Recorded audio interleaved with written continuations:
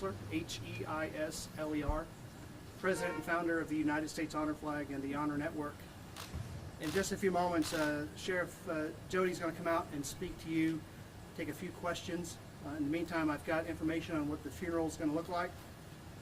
So officially, July 8th, 2022, services and public visitation will be held at the University of Montebello at the Student Activity Center, 61 College Drive. Visitation will start for the public at 9 a.m. and continue on until 11:15 a.m. Funeral and memorial services will follow immediately after at 12 p.m. to 1:30.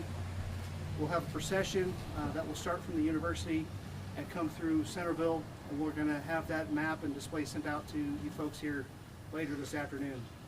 We'd like to ask that the community participate in that as much as possible. We'll have some paths, sidewalks, and suggested areas where they can line up. We will be coming right through downtown Centerville, right through here, so they can participate in honoring Brad, a true American hero.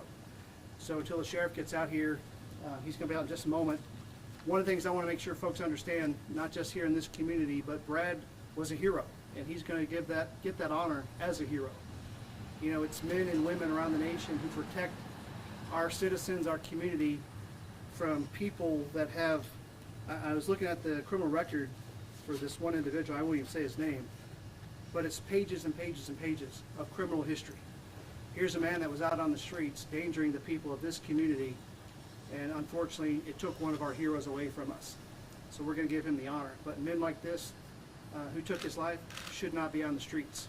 So I'd encourage our folks around the country to, you know, we talk about legislation and gun control and things like that. It's not gun control, it's criminal control, because criminals, I guarantee you, no matter what laws you put on books, they are not going to obey the laws. We wouldn't have police officers if it wasn't for the laws that they have to enforce. So when people take their lives aggressively, these law enforcement heroes are going to come fight without any hesitation. So until the sheriff gets out here, I have a sheet for you folks for the funeral services, if you would like it. We're going to ask that most of the traffic on the internet go to the funeral home so we can keep the servers safe here. But I'd like to get this passed out. Will you help me out here, sir? Will you pass this out? Thank you. Just give me a minute, we'll have the sheriff come out.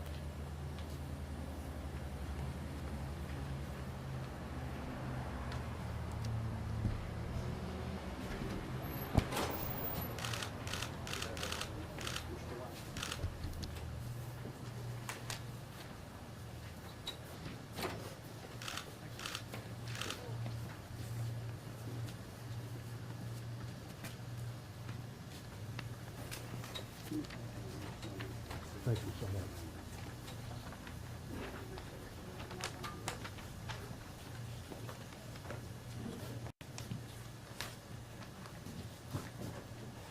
Good morning. I'm Sheriff Jody Wade of Bibb County. I appreciate all of y'all coming to help us get this information out about Brad and what's going on, what's happened up until this point. I want you to know it's been a tough few days for this entire family. All my guys, they're emotionally, physically worn out. We've had agencies from all around the state come and volunteer to help us with our calls. And I told my guys, go home and get some rest. And their answer was no, we've got to keep up the fight. That's how we honor Brad. We keep up the fight. We're still here. This department is still running. We are still taking care of business, protecting the citizens of Bibb County. And my message is to all our law enforcement, family, and first responders here throughout the United States. Keep up the fight.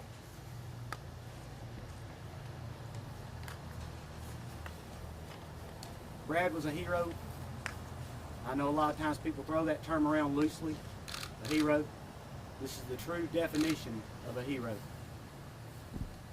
As his last service to his community, he was able to help people through organ donations to continue to save lives. I'm proud of all of his accomplishments and this last one as well. There's somebody out there now with the heart of a hero beating in their chest because of this final sacrifice by he and his family. We continue to pray for the family and keep them in our thoughts. They've been very strong. You've got to be strong enough to bend. And with the family and our family, we've bent on bended knees, thanking God for his service and continue to pray for him and law enforcement throughout this country. We appreciate all these brave men and women that serve us and protect us. And they are all heroes. There are so many people that I would like to thank, and we don't have time. I've had people call from all over the country, people that volunteered to come from way outside our state to assist us get through this grieving process and to honor Brad as much as possible. The way ALEA has stepped up and done everything it could to assist us and be there for us. We've worked hard, and we've cussed and cried together. I'd like to thank our representative, Russell Bibb Co. He is also the jail commander at Shelby County, and they're taking care of housing this animal for us until we can get him put down. I'd be glad to take any questions any of you may have. Sir? Sheriff, first of all, thank you kindly for doing this. What is the latest on Brad's service dog, the dog that he worked with? Where is he or she at this point, assigned to another deputy, or what is the protocol for something like this? Right now, we're just making sure that his partner, Bodie, is being cared for. Bodie is in the home where he lived, as canines normally live with their handlers. He's around people he knows, people he trusts, people that love him, and people that are there caring for him. Never seen a dog grieve. It's been heartbreaking. He's no longer himself. More likely than not, we're going to allow him to retire, because I don't think in his emotional state, in this grieving process that I've seen him go through, that he's going to be able to go. He too wants to keep up the fight. When he sees a patrol car, he wants to get in it. He's ready to go. When he's home, he's happy. When he sees a uniform, he's ready to go to work. Typically, when a law enforcement person and a partner, if you will, as a canine, they become very close. Describe what that partnership was like between Brad and his partner. Like law enforcement throughout the country, like with our department, we're family. We go to each other's homes. We hang out on the weekends. We do all these things together. And with canine handlers, especially here, they live with the family. They live with the handler. They become a family member, and they're with them 24 hours a day, caring for them. They go to work together, they eat together, and they sleep together. So they had a very close relationship, and it's like a four-legged friend. Sheriff Wade, if you'll talk about Deputy Johnson's work in this community. He went to a lot of events with his dog and was around community members. What did he mean to this community? There's no way I can express what he meant to this community. I told you he had the heart of a hero, and he had the heart of a servant. Anytime we were going to do a program at the school, he would call me. Can I come show the dog? He would go sit where the children will cross the road to get picked up from the car rider line with Bodie and talk to him. Brad became interested in law enforcement because of the influence that a school resource officer had over him when he was in high school. That led him to this service. We're in the process of getting school resource officers, with a partnership of the Board of Education to put in the schools. First called Brad. He wanted it. Like, Brad, you've made over 700 cases with this dog. I need you out there. He said, can I at least be over it? And I'll still do my job, and I'll do the SRO for free. He truly had the heart of a servant. He meant a lot to this community, and he meant a lot to us.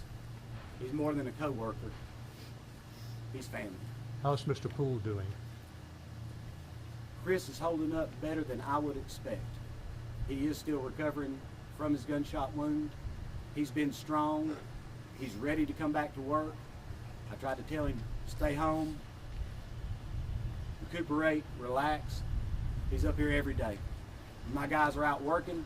They're working. When they're off, they're here.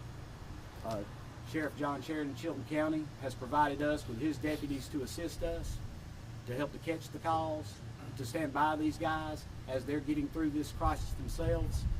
just to partner with us. And I'm thankful to that agency as well for all the assistance we've gotten statewide. Sheriff, personally, how are you holding on? I'm good. I'm mad. I hurt. Now's not the time. We've got to take care of Brad, and that's our focus right now. We'll grieve later. Sheriff, when was the last time y'all had gone through this? Has it been decades, or do you recall any other time in which the Bibb County Sheriff's Department lost anybody in the line of duty? This is the first time I've had to deal with anything like this as sheriff. I've been sheriff since 2016. I do hope I never have to do this again. It's so overwhelming, nothing that you can understand or prepare for. When Chris called me and asked if I needed any assistance, if he could come and do anything, I'm like, no, I'll call you if I need anything. I've got this. He said, okay, I'll see you Monday. I was glad to see him Monday. He, along with ALEA, have just been incredible, and I appreciate them very much. And troopers cry. How old is the dog that Brad had? How old is the dog? He is 9. A German Shepherd, or? Yes. And of course he was 2 when we got him, and he's been in service coming up on 7 years. So he's done a tremendous job, and he'll well earn the retirement that we're going to give him. Sheriff, we've heard about the funeral arrangements for Deputy Johnson. What do you want to say to the community about encouraging them to come out and be a part of that? Well, like I say, Brad was ours, but he was everybody's. They have a right to show their respect in the way that they feel fit, the way they feel it's going to best honor Brad. I'm sure this procession is going to be incredibly long. It's going to be standing room only. I would just say we're going to have to block down 25 coming here for the procession. I think that would give people opportunity to find a safe place to pull off. Pay their last respects as he passes. Sheriff Wade, could you give the public some information on anybody that might want to contribute to the memorial fund that's going through your department? Can you give us the information about that? Correct. Any of the funds that they want to donate for Chris or Brad, you can donate through our county commission office at 157 SW Davidson Drive. Our county administrator has been instrumental in making sure that those funds are set up, and there is an account set up that is going to make sure that the funds go where they need to go, and that the family's taken care of with the donations that we're receiving, and they've been many. Yes. Our Sheriff's Department Facebook page, you can go on there, and that has the information that you'll be able to look at and know how to get to the bank that we've got it set up, or at our office. Sheriff, during this ordeal so far, for you personally as a sheriff, what has been the most difficult part for you? Was it receiving that initial call, spending time with the family? What has been the most difficult part? It's all been difficult. I would say the most difficult thing for me personally is I couldn't get to the guy before he got to the woods. It's been difficult on everybody, and everybody has really stepped up, and I appreciate him very much. This is a horrible process. I hope no one else has to go through it. But my guys are hurting, but they're still fighting. You publicly thanked other law enforcement types to come to help you. I know you're not surprised by that, but did you learn something in the process of them coming to help you? I guess I would learn that you are your brother's keeper. Law enforcement is a brotherhood. First responders are a brotherhood. And when one goes down, everybody steps up. I can't thank them enough, but that's what families do. And that's what our law enforcement family has done.